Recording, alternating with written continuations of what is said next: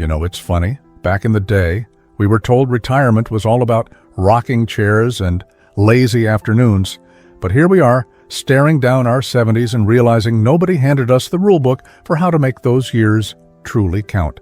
And let's be honest, after decades of adulting, we've earned more than just a take-it-easy pat on the back. We want to know how to thrive. Well, here's a wake-up call. Research shows that your lifestyle choices after 70 can add decades to your life or steal them. Imagine looking back at 85 and realizing a few simple changes could have given you more sunsets, more grandkid hugs, more adventures. That's what we're diving into today, the 5 proven factors that determine how long and how well you'll live past 70. And no, this isn't about choking down kale smoothies or running marathons. Unless you want to, more power to you. These are practical, science-backed habits that'll have you rolling your eyes at how simple they are. Take Harold, a neighbor of mine, sharp as a tack at 92, who swears his secret is a nightly ritual involving red wine and crossword puzzles. Turns out he's onto something. Or Lydia, a friend from the community center who ditched her old age mindset at 68 and took up line, dancing. Now she's outlasting people half her age. The truth is, longevity isn't luck, it's a recipe.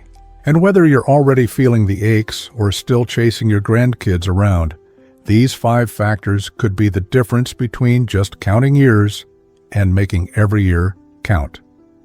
Stick around, because what you'll learn might just have you rethinking what's possible for your next chapter. And hey, if you're skeptical, that's fair. We've all seen enough miracle cures come and go to know better. But this is the real deal. Now let's talk about the first and arguably most important factor, something so obvious we often overlook it, like that pair of reading glasses you're probably wearing on your head right now. It's social connection. And no, this isn't about forcing yourself to attend awkward potlucks or pretending to care about your nephew's cryptocurrency obsession. Research from Harvard, yes, the fancy folks with the Ivy League degrees, found that strong relationships are the biggest predictor of longevity, even more than diet or exercise. Surprised? Maybe not. Think about it. Remember Mrs. Thompson from down the street, the one who lived to 98? Her secret wasn't some exotic superfood. It was her daily ritual of calling her sister, chatting with the mailman, and never missing bingo night. Turns out, loneliness isn't just a downer. It's as bad for your health as smoking 15 cigarettes a day. But here's the kicker. It's not about the number of friends you have. It's about the quality of those connections. A study in the Icke Journal of Aging and Health showed that seniors with just 1 or 2 deep, meaningful relationships had significantly lower risks of heart disease and dementia. So forget the pressure to be a social butterfly. Focus on the people who make you laugh until your dentures hurt, who'll drop everything to bring you soup when you're under the weather. And if your social circle has shrunk over the years, don't panic. Take a page from my friend Carlos, who joined a woodworking class at 75 and ended up with both a new hobby and a group of buddies who argue over saw techniques like they're debating politics. The point is, connection doesn't have to be complicated. It could be as simple as swapping stories with the barista at your local diner, or finally learning how to FaceTime your grandkids, even if you accidentally flip the camera to your ceiling fan half the time. Bottom line, investing in people isn't just good for your soul. It's science-backed life insurance. And if you're sitting there thinking, easier said than done, hold that thought. Because factor number 2 is all about overcoming the real obstacles that keep us from staying socially active as we age. Now, let's tackle that second factor, the one that makes most of us groan just hearing about it: movement. Before you click away muttering, "Not another exercise lecture," hear me out. This isn't about running marathons or contorting yourself into yoga poses that belong in a circus act. Science shows that simply avoiding the dreaded sitting disease, that habit we all develop, where the recliner seems to permanently mold to our shape, can add years to your life. Researchers at Brigham Young University found that every minute of light activity after age 70, whether it's puttering in the garden or pacing while on the phone, significantly lowers mortality risk. Remember Joe, that retired mechanic in my neighborhood? At 82, he still fixes things around his garage daily, even if it's just rearranging tools, and his doctor says his mobility rivals men 20 years younger. Here's the kicker. Our bodies are like those classic cars we used to drive. They weren't meant to sit in a garage forever. Even 10 minutes of walking a day can slash dementia risk by 40%, according to a UCLA study. But here's where we get real. The biggest obstacle isn't ability, it's that sneaky voice saying, "I'm too old for this." Take it from my friend Rosa, who started water aerobics at 78 after her arthritis diagnosis. She jokes that the only thing floating in that pool was her pride at first. But now she's the one leading the slow lane and recruiting other skeptics. The secret? Find what doesn't feel like exercise, dancing to oldies in your living room, mall walking before the stores open, even vigorous complaining about today's music. Hey, arm gestures count. That's why I want you to hit that subscribe button now if you're finding this helpful. Because next week, we're diving into the surprising foods that can actually slow aging. And no, it's not another kale sermon. By subscribing, you'll join thousands of other savvy seniors who are getting these research-backed tips delivered straight to their feed. Think of it like having a knowledgeable neighbor who does all the scientific digging for you.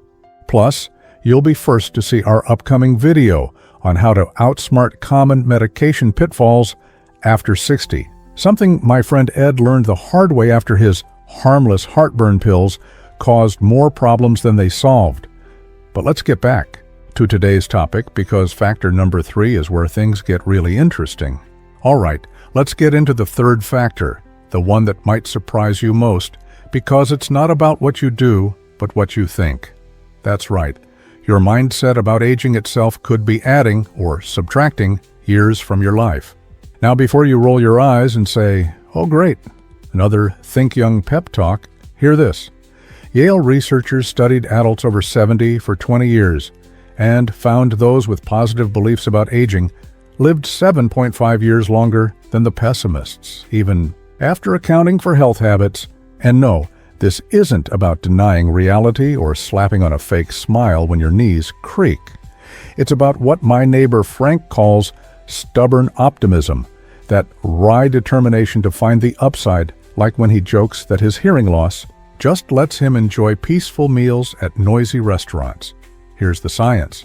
Stress hormones from negative thoughts actually accelerate cellular aging, while hopeful engagement keeps your brain producing BDNF, a sort of fertilizer for brain cells that fights dementia. Remember Martha from the senior center? At 89, she started calling herself the late bloomer when she took up painting, and now her old age hobby has her work displayed at the local library. The key is what researchers call self-perception of aging, that fancy term, for whether you see yourself as still in the game or over the hill. And before you say easy for them, consider this: even small shifts help. Like my friend Raj, who replaced "I'm too old for this" with "let's see if I still can," a tweak that had him surprising himself by hiking the Grand Canyon rim at 77. The best part? This factor amplifies the others. Positive thinkers are more likely to stay social and active, creating a longevity snowball effect. But here's the catch no one talks about. Modern culture constantly whispers that aging means decline. Ever notice how drug ads show seniors who can barely open jars until they pop a pill? No wonder we internalize this stuff. That's why Factor 4, coming up next, is all about outsmarting those sneaky societal traps. And for those thinking, this sounds good, but what about my real health problems? Don't worry, we'll tackle that too, because research shows mindset works, even with chronic conditions. In fact, a Johns Hopkins study found heart patients with positive aging beliefs were twice as likely to recover fully. So the next time someone patronizingly says, "You're young at heart," You can smirk knowing science actually backs you up. So let's put this all together. These 5 research-backed factors we've covered aren't just items on some checklist. They're the secret ingredients to crafting your own recipe for a longer, richer life after 70. Think about George down at the community pool. At 72, he was barely moving, convinced his best years were behind him. But after focusing on these exact factors, rebuilding his social circle through water aerobics, adopting that "why not try" mindset, and making a few other key changes we've discussed, he just celebrated his 90th birthday by going parasailing. True story. And that's the beautiful thing about this research. It shows our later years aren't just about adding time to our lives, but life to our time. Whether you're 65 or 85, the science is clear. It's never too late to start stacking the deck in your favor. Now, if you found this helpful, and especially if you know someone who needs to hear it, do me 2 favors. First, hit that like button. It tells YouTube this is the kind of quality content we want more of for our generation. Second, subscribe if you haven't already, because next week we're revealing the 3 medication mistakes 90% of seniors make. Crucial information that could save you thousands in unnecessary prescriptions. And here's my challenge to you. Pick just one of these factors to focus on this week. Maybe it's reaching out to an old friend you've lost touch with, or trying that gentle exercise class you've been curious about. Leave a comment below telling us which factor you're working on. Your idea might inspire someone else. Remember, aging isn't about decline, it's about opportunity. Just ask Louise, who started her baking business at 78 and now ships her famous cinnamon rolls nationwide. Or Hank, who took his first computer class at 80 and now video chats with his great-grandkids every Sunday. These aren't exceptions. They're examples of what's possible when we apply what science has shown us. So here's to your next chapter being your best chapter. Thanks for watching. Now go show them what 70 plus really looks like.